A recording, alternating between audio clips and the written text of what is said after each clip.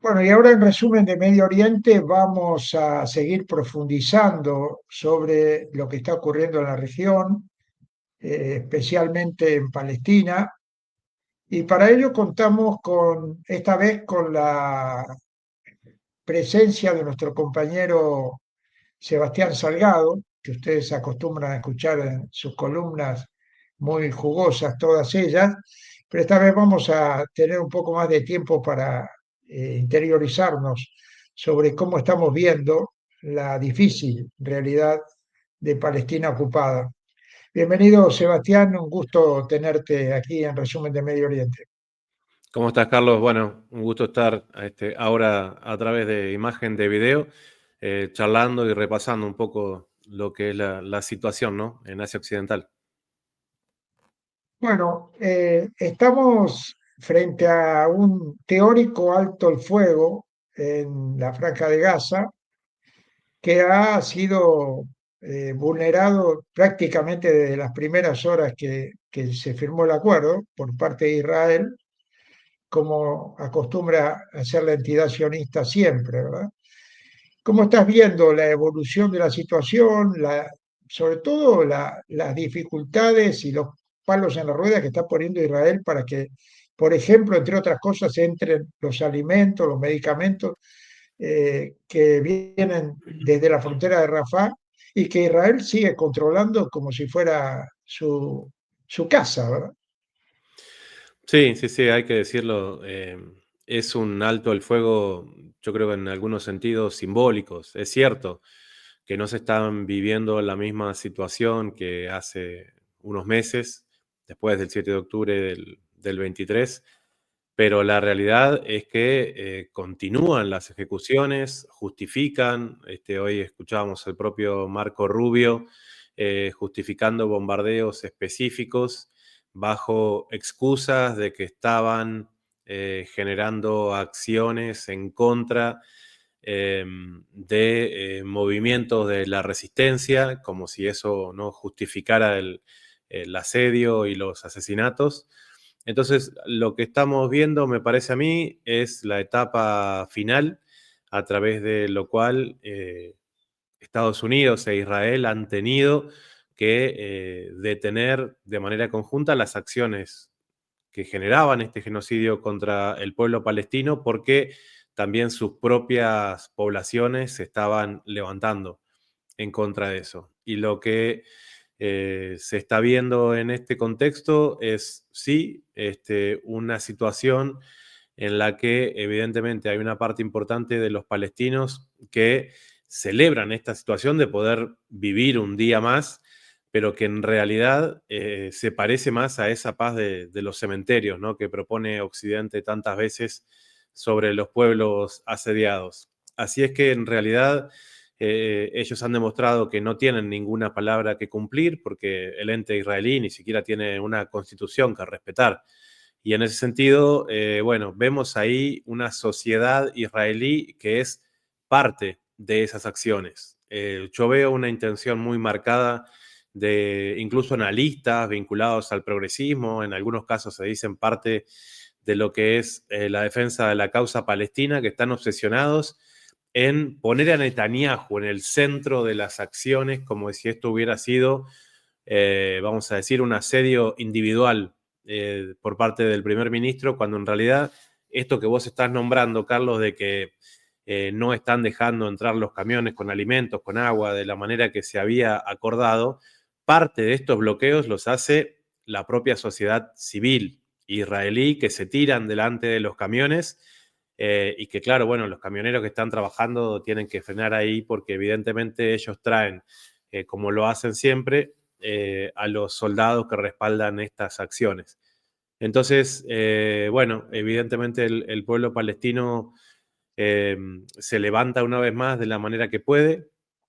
Realmente merece todo nuestro respeto del nivel de resistencia que han tenido siempre, pero en este contexto es una vez más realmente admirable y al mismo tiempo, bueno, la traición, ¿no? Que pareciera no terminar nunca de otras naciones árabes, en este caso llevada adelante sobre todo por el gobierno de Al-Sisi en Egipto, a través de lo cual ellos se están presentando como que en el mes de noviembre van a hacer esta gran cumbre de coordinación a través de la cual el gobierno egipcio se está casi ofreciendo para ser el articulador de las fuerzas de supuesta pacificación en la Franja de Gaza, pero que está coordinado por Estados Unidos e Israel.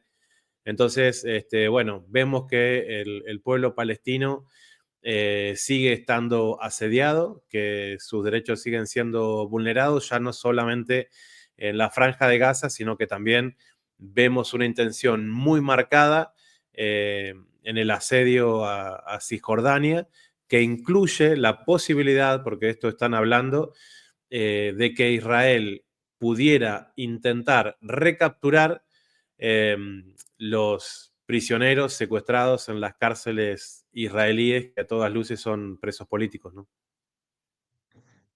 Sí, en ese mismo aspecto hay que realmente ponderar la responsabilidad de la resistencia, de toda ella, de toda la resistencia en su conjunto, que frente a las provocaciones constantes sigue intentando abrir la segunda fase de estos acuerdos. Claro, esta segunda fase es la estratégica, es la que de alguna manera culminaría con el retiro de las tropas sionistas de un territorio que no les pertenece.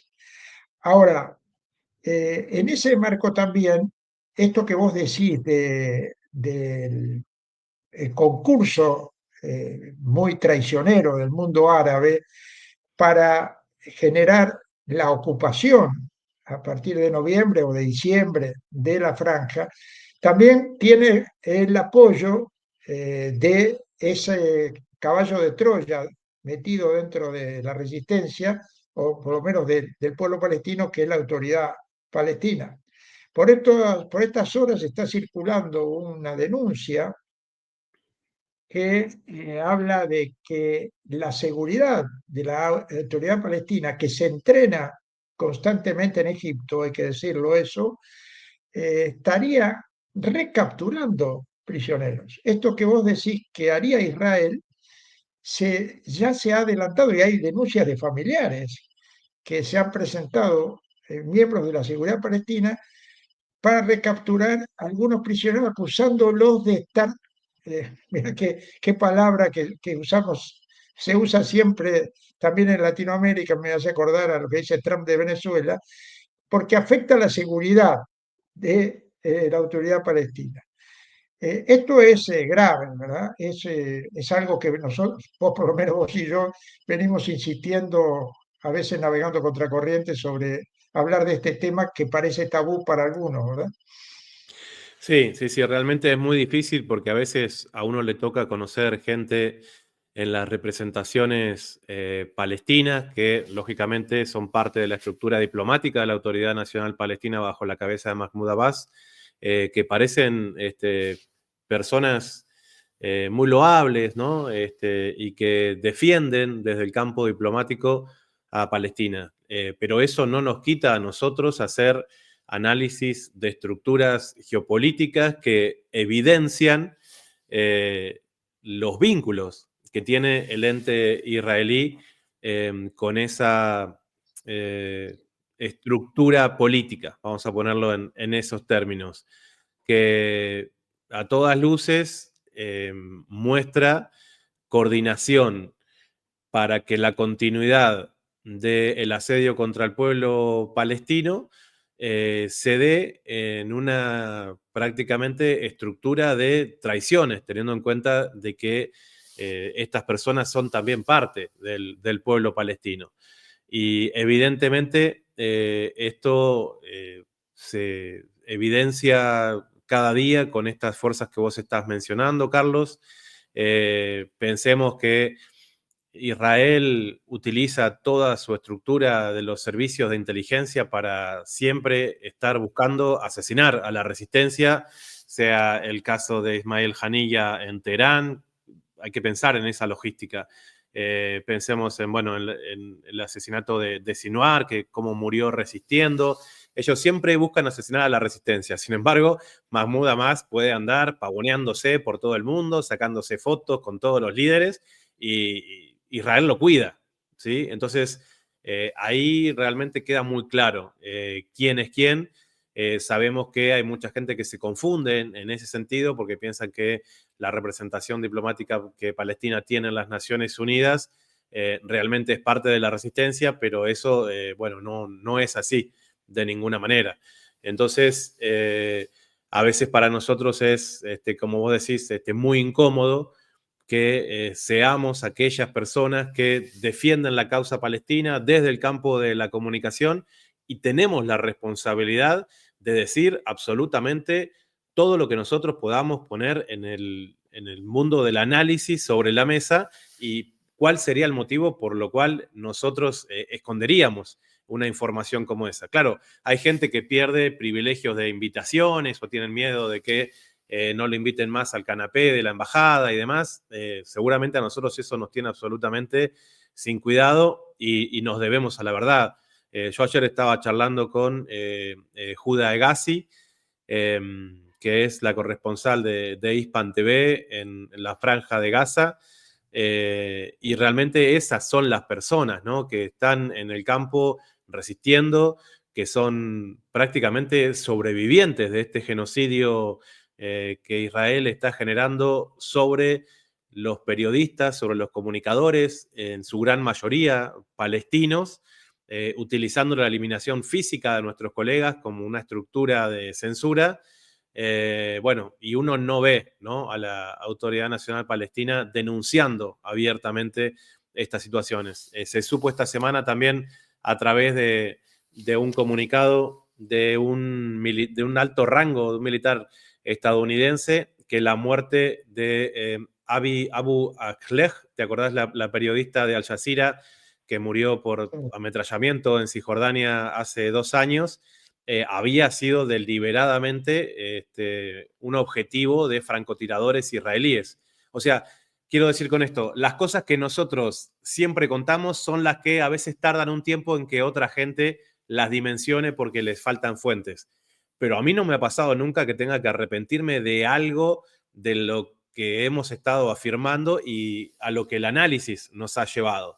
Y creo que la naturaleza de la Autoridad Nacional Palestina tiene que ver con esa situación. Ojalá nos equivocáramos, pero la realidad es que la gente que es parte de la resistencia, sea desde el campo de la comunicación o desde el campo militar, no se sienten para nada representados por estas autoridades y muy por el contrario, creo que son parte del proyecto de la ocupación.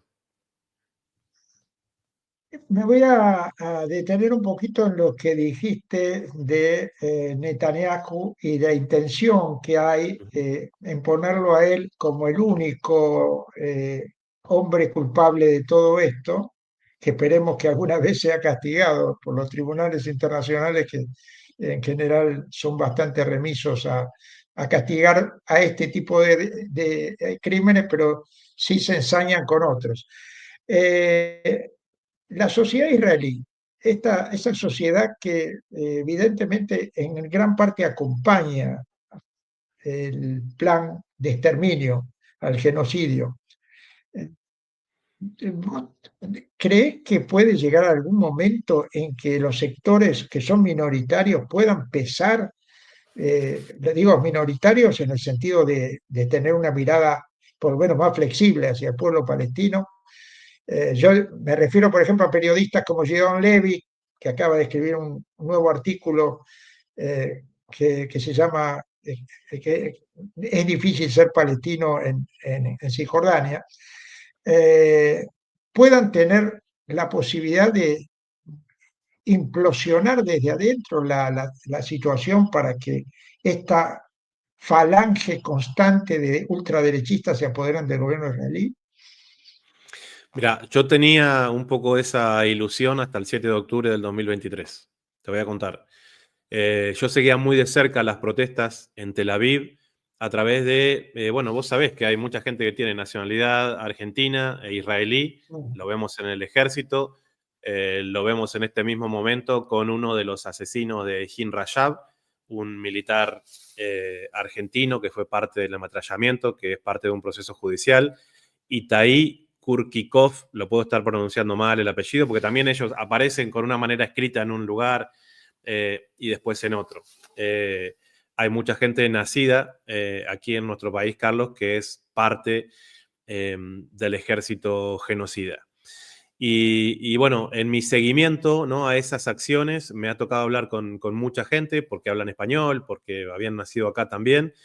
Y por ejemplo, el caso de una artista, que creo que alguna vez hablábamos con vos de ella, porque hace un arte en contra de la estructura del régimen sionista y era parte de las manifestaciones y supuestamente apoyaba a lo que son los reclamos del pueblo palestino dentro justamente de la Palestina ocupada. El 7 de octubre del 23 teníamos un diálogo, aunque nunca nos vimos personalmente, tenemos un diálogo fluido. Yo le había dicho abiertamente que me parecía que llevar a tus hijos y educarlos en la estructura sionista era también ser parte de ese proyecto de ocupación. Y cuando se dio lo del 7 de octubre, me llama ella por teléfono y me dice, Sebastián, ¿viste lo que está pasando? Le digo, sí, sí, acá estoy siguiendo todo, no sé qué. Y me dice, bueno, yo quiero decirte que Hamas descabezó como a 20 bebés. ¿Viste? Yo me quedo como congelado. Y le digo, bueno, yo leí ese título, la verdad que conociendo a la resistencia y todo lo que uno ha estudiado, no me parece algo creíble. Le digo, ahora lo que sí te voy a decir, si yo llego a comprobar de que eso es cierto, yo por ningún motivo del mundo voy a esconder una noticia como esa. Le digo, si vos tenés algo, este, pasámelo. Y, y me llama de vuelta como las 2 horas y me dice, sí, sí, ya está todo confirmado. Hay un grupo de periodistas que entró ahí y lo vieron por ellos mismos. Y dice, yo conozco a los periodistas y son muy confiables. Y le digo, bueno, si querés que alguno de ellos me llame y si hay fotos, me las das. Y me dice, sí, sí, acá te la mando. Y me mandó una foto de una sábana blanca con una mancha roja. Esa era la prueba. Esa era parte de la estructura de la mentira, de la cual personas que uno valoraba por tener una cierta sensibilidad, por lo menos a través del arte, que le da una condición que por lo menos los mantiene dentro de la raza, de la especie humana, en ese momento también se volvieron parte de esa estructura que fue absolutamente necesaria para justificar el genocidio que vino después. Así es que, bueno, corté todo tipo de comunicación, desde mi lado absolutamente desilusionado de pensar de que podía haber gente valiosa ahí y me di cuenta de que en realidad cada una de las personas que decide ir a vivir es parte de la ocupación, es parte de esa sociedad de psicópatas de que les queda muy cómodo hacer una notita periodística y seguir viviendo ahí adentro, les queda muy cómodo hacer una marcha y después obtener beneficios por parte del gobierno israelí en todo sentido, que son beneficios económicos extraídos de la sangre de los palestinos, por lo que no veo absolutamente nada que se pueda rescatar. Una persona que esté en contra de ese proyecto político lo que hace es irse a vivir a otro lugar, ¿sí? Porque evidentemente ahí trabajando, siendo parte de esa estructura, siendo un académico, obviamente terminás contribuyendo. Y creo que vale también el ejemplo para aquellos políticos que se ponen en ese lugar. Léase el caso del Partido Comunista Israelí. Yo sé que en su estructura hay una base de que la mayoría de las personas del Partido Comunista Israelí son de ascendencia palestina, ¿sí? Sin embargo, son parte de esa estructura de gobierno que están en el Parlamento, el Knesset, y que siguen cobrando, ¿no? Entonces, yo realmente no veo nada para rescatar que esté dentro de Israel como para pensar que en algún momento se pueda generar alguna especie de implosión. Ellos necesitan dar ese mensaje al mundo para justificar la ocupación de esa sociedad de psicópatas que se obtiene a través de los interminables beneficios que ahora están buscando tener departamentos con balcones al genocidio de Gaza y son capaces realmente de ir a vivir ahí por precios acomodados. Entonces, bueno, yo creo que hay toda una estructura vinculada a esto de poner bajo la figura de Netanyahu absolutamente todas las responsabilidades y que de alguna manera justifiquen la continuidad de la ocupación y el asedio israelí sobre el pueblo palestino. Gilad Atzmon, escritor, saxofonista muy conocido que estuvo en la Argentina, ¿te acuerdas? Sí, sí, sí. Dice, a propósito de esto, dice, la única forma de castigar al Estado sionista es renunciando a la nacionalidad y no quedándose en nombre de cierto progresismo convalidando la ocupación. Si se está allí, está de alguna manera siendo cómplice de la ocupación por más discurso maravilloso que tengas de solidaridad con el pueblo palestino. Eso está claro.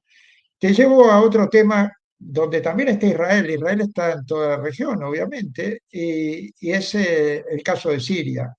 Cada vez es más eh, inquietante y realmente más grave comprobar la ocupación que está haciendo Israel con la complicidad de Abu al-Jolani, el famoso terrorista que pedían 10 millones, le daban 10 millones de dólares por su cabeza y ahora es un hombre con corbata y traje de marca y entonces es un tipo potable. Pero ya están en Damasco, ya están, no solamente están en Cuneitra, no solamente están en el Golán, sino que se están apoderando de Siria después de destruir todo el andamiaje militar del anterior gobierno. Bueno, es impactante porque ese es como el otro tema, Carlos, que nos ha dividido incluso a mucha gente de la militancia, desde la comunicación y no. Yo he visto a gente que valoro mucho reivindicar ese gobierno. Es tremendo.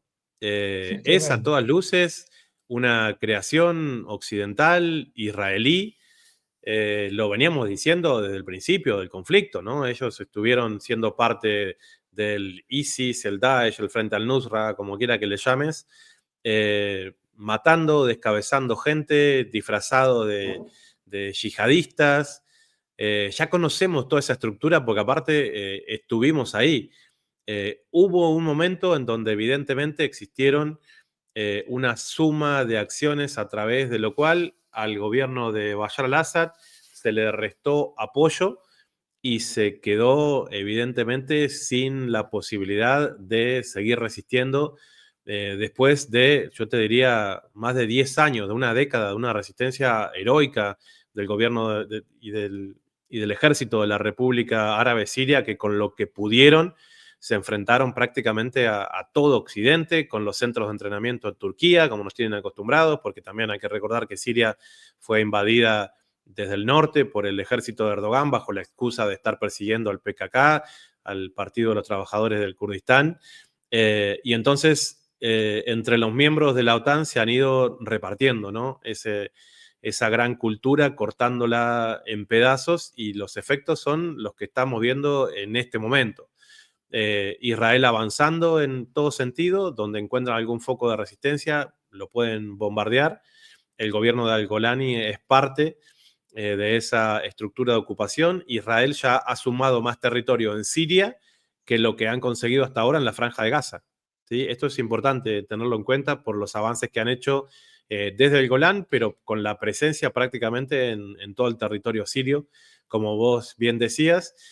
Y lo que termina de ser una cachetada muy fuerte es ver la semana pasada a Putin recibiendo al Golani en el Kremlin, ¿sí? Con un trato de jefe de Estado, cuando al mismo tiempo se supone que en el territorio de la Federación Rusa, en algún lugar, está el presidente Bashar al-Assad incomunicado, pero con un pedido de refugiado, asilo político. La verdad que no ha quedado claro ni siquiera eso. Lo cierto es que desde que se dio la caída de Bashar al-Assad, nos dicen de que está en el territorio de la Federación Rusa, pero no hay pruebas tampoco de eso. O sea, ¿por qué es que si él tiene un asilo político no puede dar una rueda de prensa? Realmente nos cuesta muchísimo justificar eso, no tenemos por qué hacerlo tampoco, o encontrarle una explicación. Lo que sí vemos es que Putin recibe a ese terrorista que es al-Golani, lo cual, bueno, es un mensaje fuertísimo, ¿no? De decir que, bueno, evidentemente esas estructuras occidentales que financian el terrorismo en Asia Occidental pueden convertirse más tarde en aquellas estructuras que pueden ir y sentarse en la conferencia anual de la ONU y hablar como si fueran gente que fue votada, ¿sí? Por el pueblo sirio. La verdad es que eso nos ha generado un gran dolor en muchos sentidos, nos ha generado incluso, te diría, distanciamiento con algunos colegas analistas que reivindicaron ese golpe de Estado, porque hay que decirlo, Carlos, también.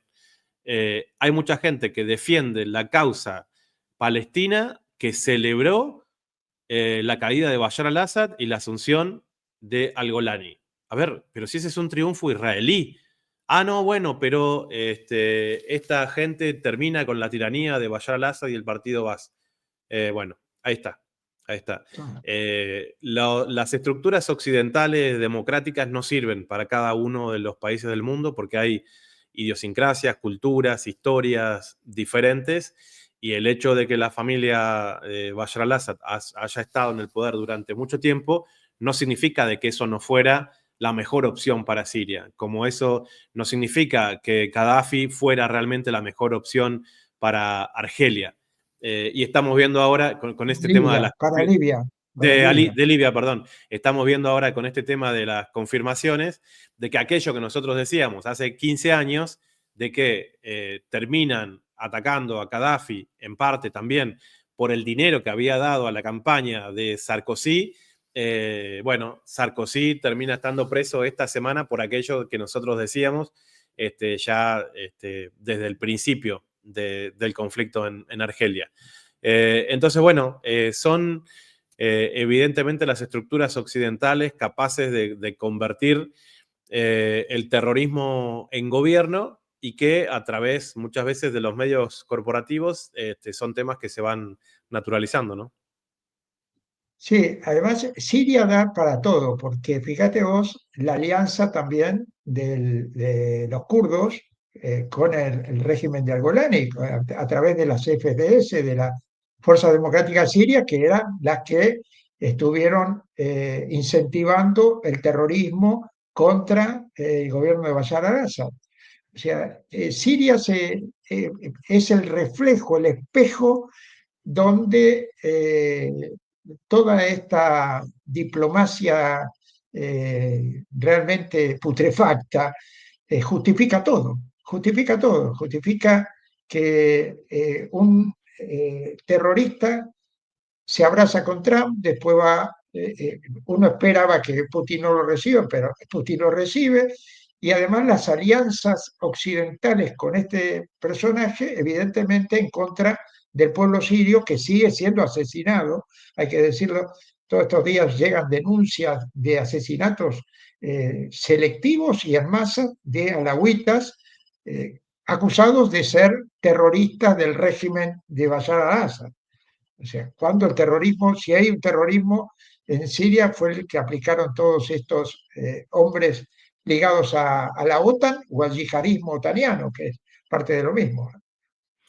Sí, sí, sí, Y realmente. para terminar, sí, sí, sí, sí, tenemos. No, no, cortito. Importante pensar en eso que vos decís, ¿no? A veces se hace una idealización de la resistencia kurda, pero hay que recordar y ver de manera muy clara que el IPG tiene vínculos muy cercanos con el gobierno de Estados Unidos, y que por otro lado, en Siria, los drusos, con D, los drusos, han sido parte histórica del ejército de Israel.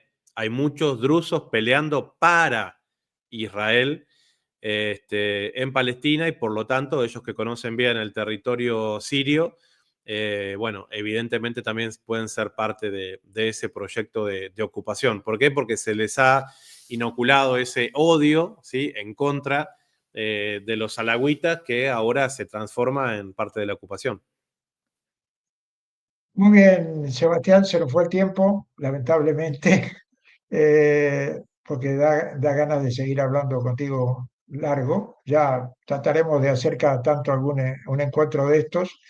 Y te damos las gracias, como siempre, por la colaboración con nosotros, con Resumen de Medio Oriente y sobre todo por todo el trabajo que hace Data Urgente, que para nosotros también es una referencia importante. Te mandamos Bueno, un enorme abrazo. muchísimas gracias a vos, Carlos, y a todo el equipo de Resumen de Oriente Medio. Voy a cortar.